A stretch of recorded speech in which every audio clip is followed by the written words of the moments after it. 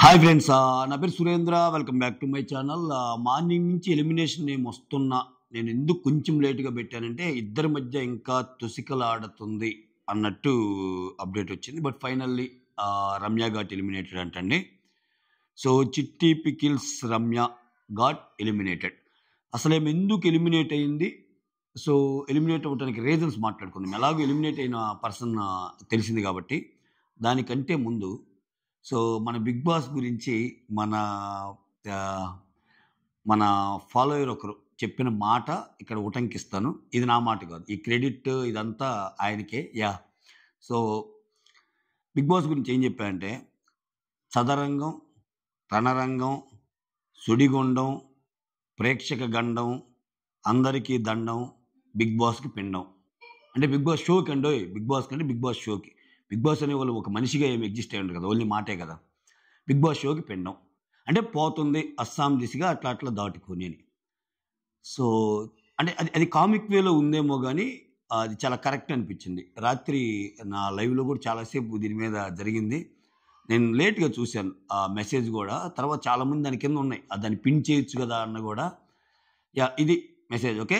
So మీకేమనిపిస్తుంది? చదరంగం, రణరంగం, సుడిగుండం, ప్రేక్షకుల గండం, అందరికీ దండం, బిగ్ బాస్‌కో పిండం, మనకి దినదిన గండం. ఇంకొంచెం యాడ్ చేయాలంటే, కస్టమైజ్ చేయాలంటే, కొంచెం ఇంప్రూవైజేషన్ చేయాలంటే. సో నాకు అలానే అనిపించింది. ఇంకోటి చెప్తాను. చిట్టి పికిల్స్ రమ్య ఎలిమినేట్ అయింది కదా! సో చిట్టి పికిల్స్ రమ్య ఎలిమినేట్ అయ్యాక ఆమె పెర్ఫార్మెన్స్ ఏం లేదు. ఆమె అసలు ఏం ఆడలేదు. ఆమె అసలు మాట్లాడటం తెలియలేదు. ఇవన్నీ మాట్లాడుకుంటాం మనం. ఓకే. కాకపోతే నేను వాటిని ఒక సమ్ ఎక్స్‌టెంట్ వరకే అగ్రీ చేస్తా బీయింగ్ రివ్యూయర్. ఎందుకంటే సో సాయి శ్రీనివాస్ అనే అతను అద్భుతంగా ఏం మాట్లాడలా. ఆమె పాజిటివ్‌గా మాట్లాడి, నెగెటివ్‌గా మాట్లాడిన ఒక క్లారిటీ ఉంది అట్‌లీస్ట్. తప్పో, ఒప్పో. అంటే తప్పు మాట్లాడిన ఒక క్లారిటీ ఉంది. నాకు సార్ నువ్వు మాట్లాడే విధానం తప్పు అని చెప్పాడు. పాయింట్స్ కరెక్ట్ అన్నాడు.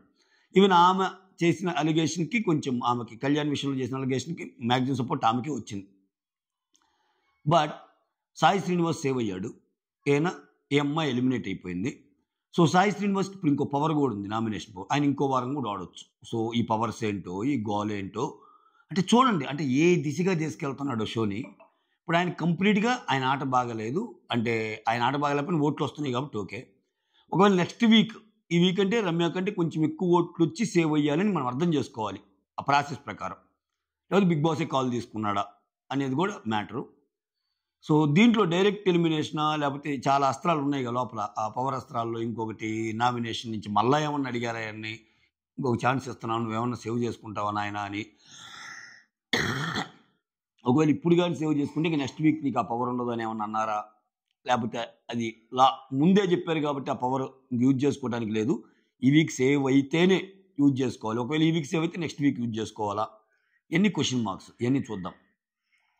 సో నేనేమంటానంటే, చిట్టి పికిల్స్ రమ్య విషయంలో ఎవ్రీడే సో ఎప్పుడైతే ఏదైనా పెట్టండి. ఇప్పుడు ఏ వీడియో అయినా పెట్టండి, ఏదైనా పెట్టండి. రమ్య ఎలిమినేషన్ బటన్ ఒక ఇంటూ మార్కు విపరీతంగా దానికి లైకులు, వేలల్లో లైకులు. ఆ అమ్మాయి చేసిన తప్పులైతేనేమి, ఆ అమ్మాయి చేసిన ఇదైతేనేమి జనాలు డిస్కస్ చేసుకోవటం.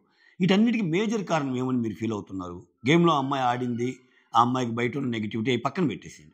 అంటే ఇంత మేజర్ నెగెటివ్ కావటానికి కారణం నాకనిపిస్తుంది ఏందంటే, ఆ అమ్మాయి తనూజాని నామినేట్ చేయటం, తనూజాతో ఫైటు, తనూజాతో అన్న మాటలు. సో రివర్స్‌లో కూడా తనూజ మళ్ళా ఆమెని నామినేట్ చేయటం, ఆమెతో గట్టిగా మాట్లాడటం. సో ఇవి కారణాలుగా కనిపిస్తున్నాయి.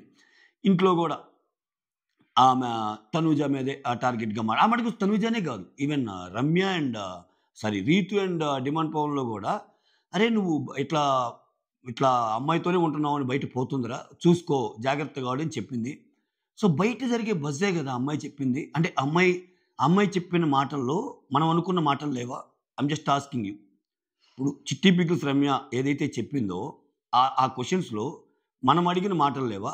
అరే కళ్యాణ్ ఏంది ఇలా ఉంటున్నాడు తనుజతోటి? అరే వీళ్ళిద్దరు ఏంది ఇంత క్లోజ్‌గా మూవ్ అవుతున్నారు? ఇంకొంచెం గేమ్ ఆడితే బాగుండు కదా డిమాండ్ రీతుని పక్కన పెట్టి. ఇవన్నీ మనం అనుకున్న విషయాలే కదా! ఆ అమ్మాయి 5 వారాలు చూసి బయట ఏదైతే జరుగుతుందో అదే చెప్పే ప్రయత్నం చేసింది. దాంట్లో అంత పెద్ద తప్పు, అంత పెద్ద ఇదేంటో నాకు అర్థం కాదు. చెప్పే విధానం తప్పన్నారు. దాంట్లో తప్పు పట్టాం మనం అందరం. ఏదైనా ఒక మాట తీర్చి చెప్పేటప్పుడు కొంచెం ఇది ఉండాలి. ఎందుకంటే బిగ్ బాస్ లాంటి ఒక ప్లాట్‌ఫామ్ మీద చెప్పేటప్పుడు కొన్ని పదాలు వాడకూడదు. అమ్మాయి చెప్పే విధానం ట్విస్ట్ అయింది అనుకుందాం. సో ఇటువంటప్పుడు ఖచ్చితంగా ఆమె నెగిటివ్ అయ్యే విధంగానే ఆమె ఎపిసోడ్స్ కానీ ఆమె కంటెంట్ కానీ జరిగింది.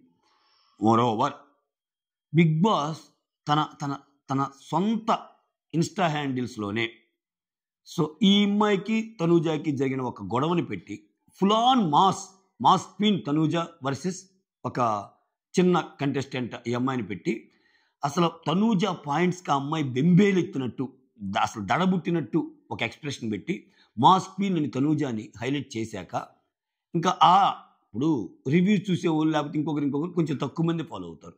అసలు రివ్యూస్ చూడకుండా ఓన్లీ స్టార్ మాన్ చూసేవాళ్ళు కూడా లక్షల్లో ఉంటారుగా.